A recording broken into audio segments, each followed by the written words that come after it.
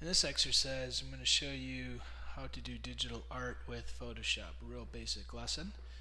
And to get started on this, you will have needed to scanned in line art, a dragon, and your instructor would have had that dragon had a printout of it, and you would practice scanning it on a scanner, getting the file, and then transferring that to your computer and getting it ready to use in Photoshop. We will assume that you've already done the scanning part of it, and now we're going to take that file and bring it into our Photoshop software. So in D2L, if you didn't have it already, there should be a download for the Dragon 1, but if you already have it on your thumb drive or saved to your computer, you would already have it. This is what the Dragon looks like. Go ahead and download this. And there it is. It opens up in preview. I don't need to keep it in preview anymore. And I'll go ahead and close my browser window for now. Now there's two ways to create things in Photoshop. So first of all is, how do I even get Photoshop? In the Macintosh, there is a place called Applications.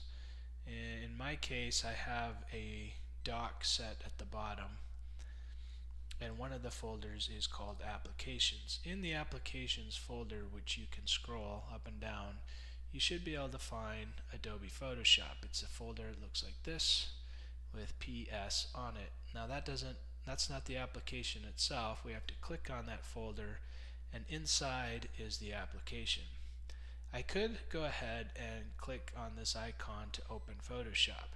The other thing I can do is click, drag, and put that icon into the dock, and then that will be parked there just like this, and then when you click on the dock, it'll start bouncing and it opens up your Photoshop program.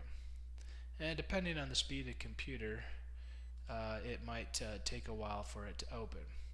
When you first get to Photoshop, you'll see that you have plenty of options. If you've been working on other files, they would be here, but there's always new and open, and depending upon what version of Photoshop you have, this might be slightly different. So here, just on this window, I could create a new one from here, or I could create a new file document from going to the main navigation of Photoshop at the top and choosing new. Notice that there's a shortcut for the Apple computer system, Command N, to create a new file when the program is open. Now the only way you know that you're working in Photoshop is you see Photoshop application name right up here. If you're seeing something else up here, then you're not in Photoshop. You could either be in the Finder or you could be in another software. Let's go ahead and create a new document. You have a couple options here, and we're going to go ahead and choose a document size. Now in this case, this little window, I have things set to pixels. If I was doing web work, that'd be fine, but I'm doing a print project here, so I'm going to click on it and change this to inches.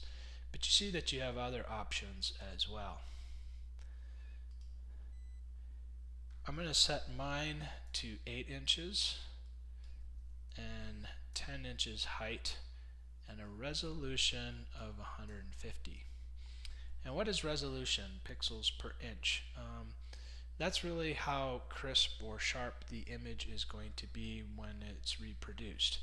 A screen doesn't need as much resolution to display an image. It only needs 72. A printer like a desktop inkjet or a laser copy printer only needs 150. If you were professionally printing, you might need 260 or higher. Quite often a lot of people just set that to 300. Why don't you just want this to always be as high as possible? You can do that, but you're wasting a lot of file size, and you might find that if you have a really high resolution, it's going to increase the total size of your image. Notice right now when it's set to 150, my total image size is set to 5.15 megabytes. If I change this to 300, it's now 3 300, it's now 20. It's 4 times the size.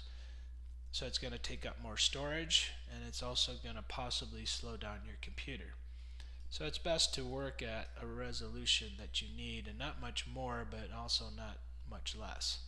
Color mode, we're going to work with RGB. RGB is the light spectrum, red, green, and blue. As you look at your computer, you're actually seeing light being projected towards your eyes. Unlike if you're reading a book. If you're reading a book, color is reflected off the book and then you see it. Whereas a screen, it's actual light going straight into your eyes. So that color is built in RGB. You'll learn about other color types later in this course. Background contents, I like to set this to white for now, but you have options there as well. As you get more astute with Photoshop, you'll learn when to adjust this when you're creating a new document. Everything else we're going to leave alone and take the defaults. And we just hit OK. I could also name the file if I wanted to. We're going to do that a little bit later. For now, we'll just go ahead and hit OK. And there you go. And there's my document. And you'll notice that the document is in the middle of what we call the canvas. So this big work area is the canvas. There are a couple good things to know about the software. At the very top, you have main navigation. Over to the left, you have a selection of tools. And this can actually be modified and customized once you get better used to using Photoshop. Over to the right, we have windows, and we'll use each of these as we work on projects throughout the course. And when you take later classes in Photoshop 1 and Photoshop 2, you'll use quite a few more advanced features, what all this software can do. But primarily, Photoshop is considered an image editing software. But a lot of people also use Photoshop for digital art, and that's what we're going to use it for today.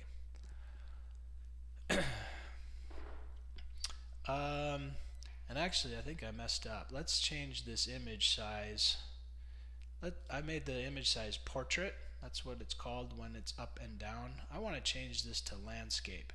So to change this to landscape, I come to image,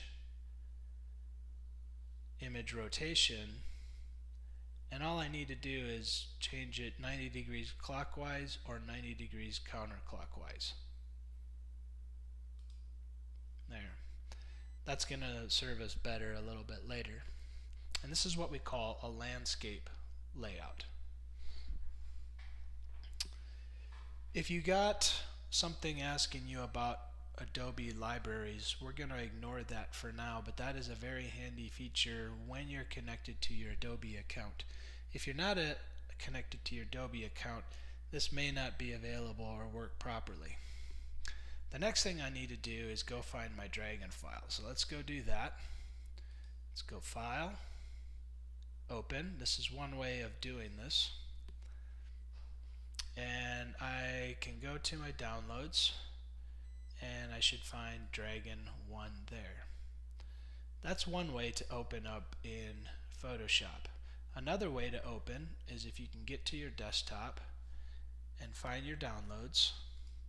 You can open your downloads folder, find the file, and then right click on the file. Don't double click because you don't know what software is going to open it.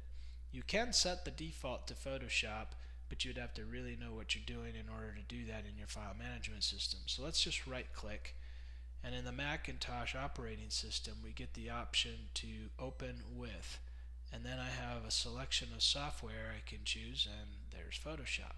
So let's go ahead and do that. Well, actually, before I do that, let me show you the other way you could do it. You could take this file and drag it to the application and let it go in Photoshop, and that's another way to open up the file. So 3 different ways to get the file open in Photoshop.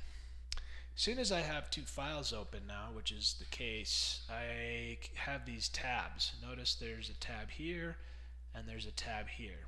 One thing that's really important to know about the tabs is see, you have to look really close, there's a little asterisk in the Photoshop file, and that means that that file hasn't been saved yet. You've made changes or created a new thing and it hasn't been opened. So anytime you see that little asterisk, that's a tiny little clue that you haven't saved your file yet. This one doesn't have an asterisk because I just opened it and I haven't changed anything. Let's tile these so this makes it a little bit easier to work with. Make these side by side. Now it's nice that I have a larger workspace on my computer. If you have a small computer screen, working in some of these graphic design softwares gets a little bit more challenging because you have a reduced workspace. But if you do have a big workspace, sometimes to take advantage of it, you want to be able to see more than one thing at a time. So here within Photoshop, I can come up here to Window, Arrange, Tile All Vertically. And now I see the two side by side. What this allows me to do is choose the selection tool. Up here in the left, this used to be a black arrow. Now they have a move. Now they call it the Move tool.